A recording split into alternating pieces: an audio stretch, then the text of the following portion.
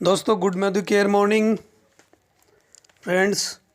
आज आपको मैं बताना चाहूँगा कि माइटी गार्ड जैसी मोबाइल सिक्योरिटी ऐप की आखिर में हर मोबाइल में आवश्यकता क्यों है।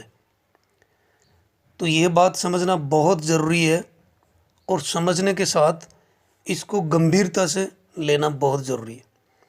मैं आपको बहुत ही साधारण तरीके से ये समझाने की कोशिश करूँगा। तो दोस्तों, आज के समय में इस टेक्नोलॉजी टाइम में मोबाइल अब जीवन का बहुत ही महत्वपूर्ण पार्ट बन गया है और जैसे जैसे टेक्नोलॉजी डेवलप हो रही है, मोबाइल की उपयोगिता भी उतनी ही ज़्यादा सिद्ध हो रही है और हर व्यक्ति के लिए अनिवार्य रूप से हो रही है। ऐसे में सबसे पहले तो मोबाइल क्या है ये समझने की ज़रूरत है।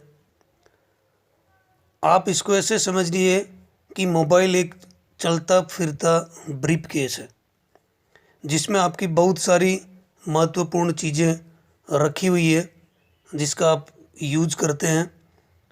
जैसे मान के चलो, आपके फ़ोन में पर्सनल दस्तावेज है, आपके लाइफ के पर्सनल आपकी फ़ोटोज़ हैं, आपकी फैमिलीज़ की वीडियोज़ हैं, आपके सीक्रेट्स वीडियोज़ हैं, आपका बैंक अकाउंट आपके मोबाइल से जुड़ा है और उसको आप ऑपरेट भी करते हैं आपके मोबाइल से।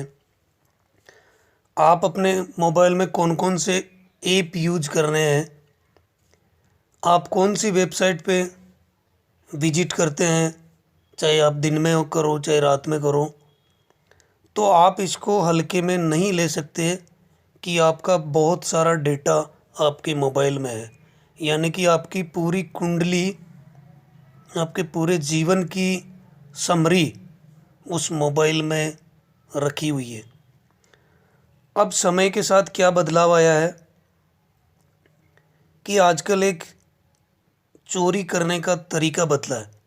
पहले लोग चोरी करने के लिए किसी घर की तिजोरी तक पहुंचते थे और रात में जाते थे, लेकिन अब दिन दहाड़े आपके मोबाइल से किसी भी प्रकार से जो चोरी की जाती है उसको बोलते हैं साइबर क्राइम।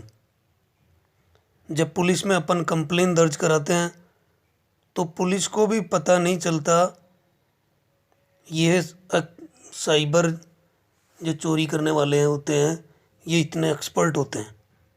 ये इस तरीके से करते हैं कि मतलब इजीली पता लगाना बहुत मुश्किल है।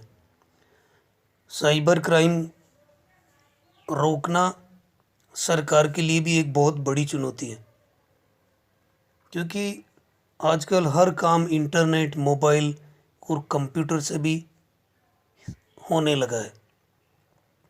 अब मैं आपको बताना चाहूँगा कि आपको कहाँ खतरे हैं। आप कोई भी वेबसाइट पर जाते हैं तो वहाँ भी आपको खतरा होता है। आप कोई ऐप डाउनलोड करते हैं तो टर्म्स एंड कंडीशन को जब तक आप एग्री नहीं करेंगे वो ऐप्स आपके मोबाइल में सक्रिय नहीं होगा। लेकिन अब आप खुद सोच लो कि ऐसे कितने लोग हैं जो टर्म्स एंड कंडीशन को पढ़ते हैं और उसके बाद एग्री करते हैं, लेकिन अपन एग्री पे ओके करते हैं और सीधा ऐप काम करना स्टार्ट कर देता है। आजकल ऐसे वीडियोज़ भी बनते हैं जिसमें चेहरा किसी और का है, बॉडी यानी कि धड़ किसी और का है, आवाज़ किसी और की है, सीन कहीं और के हैं, जिनको अपन डॉक्टर्ड वीडियो बोलते हैं और मार्केट में देखने के लिए आ जाते हैं। आपके बच्चे आपके मोबाइल में क्या देख रहे हैं, क्या खेल रहे हैं, क्या कर रहे हैं, वहाँ भी खतरा होता है, क्योंकि उनको इतना नॉलेज नहीं होता कि कौन सी वेबसाइट पे विजिट करना है, नहीं करना है, कौन सी पे रिस्क है, नहीं है। अब बात आती है कि ये जो लोग होते हैं साइबर से रिलेटेड, ये किस तरीके से एक आम व्यक्ति को लपेटते हैं, यानी कि कैसे नुकसान पहुंचाते हैं। ये क्या करेंगे, आपको एक ललचाता हुआ मैसेज या लिंक भेजेंगे जहां आप लालचवश, जहां आम आदमी छोटे से लालच के चलते अपने आप को रोक नहीं पाएगा और उस क्लिक को ओके कर देगा। जैसे कि मान के चलो, कई लक्की ड्रॉ के मैसेज के लिंक आते हैं, वोट करने के लिंक आते हैं, फ्री रिचार्ज के लिंक आते हैं, सरकार की योजनाओं के लिंक आते हैं। कभी प्रधानमंत्री की योजना आती है, कभी मुख्यमंत्री की आती है। इवन जितने भी त्योहार आते हैं उन सब पर भी आपको बधाई संदेश के रूप में लिंक आते हैं। तो ये जैसे ही ललचाते हुए मैसेज आप लोगों की स्क्रीन पे आते हैं तो वहीं आप बोल्ड हो जाते हैं, अपने आप को रोक नहीं पाते हैं और क्लिक कर देते हैं। जैसे ही आप क्लिक करते हैं उसकी सारी इन्फॉर्मेशन, आपके मोबाइल की सारी इन्फॉर्मेशन जिसने लिंक भेजा है उसके पास चली जाती है। वो उस इन्फॉर्मेशन को सेव कर लेता है और उसके बाद आपकी स्टडी करता है कि आप किस तरीके के व्यक्ति हैं, कैसा आपका बिहेवियर है, आप मोबाइल में कौन कौन से ऐप रखते हैं, कौन कौन सी साइट विजिट करते हैं। तो वो आपका डेटा तैयार करता है आपके बिहेवियर पर, जैसे आप मोबाइल के साथ करते हैं, और उसके बाद अगली रणनीति तैयार करता है कि किस तरीके से आपको झांसे में फंसाना है या फिर आपके साथ कोई गड़बड़ करनी है। तो इन सब खतरों से बचने के लिए मोबाइल में सिक्योरिटी ऐप का होना बहुत ज़रूरी है। तो मोदी केयर आपको इजराइल तकनीकी से निर्मित mighty guard military grade security app provide करवाता है। अब इसके पीछे एक और चीज़ समझने की ज़रूरत है कि आखिर मोदी केयर ने इजराइल ही क्यों चुना। तो इसके पीछे मुख्य कारण क्या है कि इजराइल की जो टेक्नोलॉजी है वो दुनिया की बेहतरीन टेक्नोलॉजी में से एक आती है।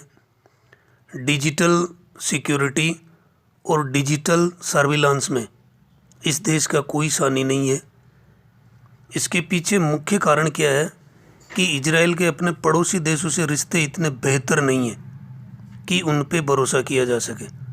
इसके लिए उन्होंने अपनी इन्फॉर्मेशन शेयर ना हो, लीक ना हो, कोई चुरा ना ले, तो उन्होंने अपने आप को टेक्नोलॉजी में मास्टर बनाने की कोशिश की, आत्मनिर्भर बनाने की कोशिश की और वो एक्सपर्ट बन गया।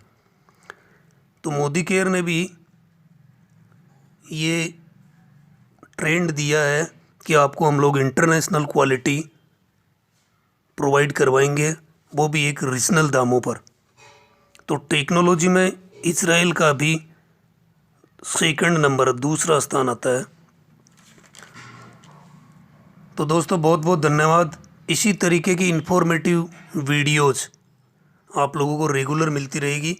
जिन लोगों ने आप मेरा चैनल को सब्सक्राइब नहीं किया है, आप लोग सब्सक्राइब कर लें ताकि आपका नॉलेज इन्हेंस होता रहे। आप अपने टीम में शेयर करते रहें ताकि वो भी सीखें और आपका बिजनेस ग्रो हो। Thank you so much.